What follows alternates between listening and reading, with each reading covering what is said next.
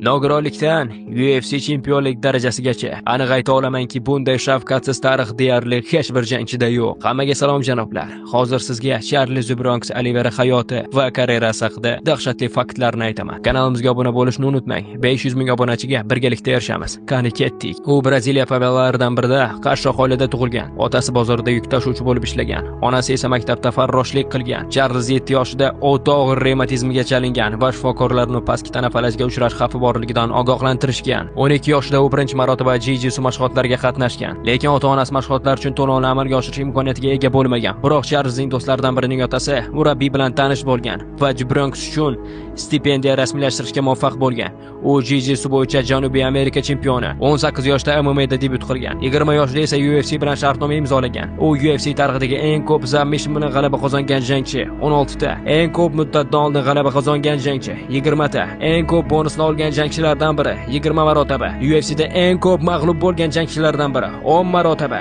U UFC chempionligiga erishish uchun eng ko'p vaqt sarflagan jangchi. 11 yil o'z divizionda barcha yulduzlar bilan jang qilgan. Va nihoyat 2021-yilda Michael Chandlerni mag'lub qiladi va UFC chempioni bo'ladi. Charles Oliveraning hayoti haqida to'liq video YouTube kanalimizda.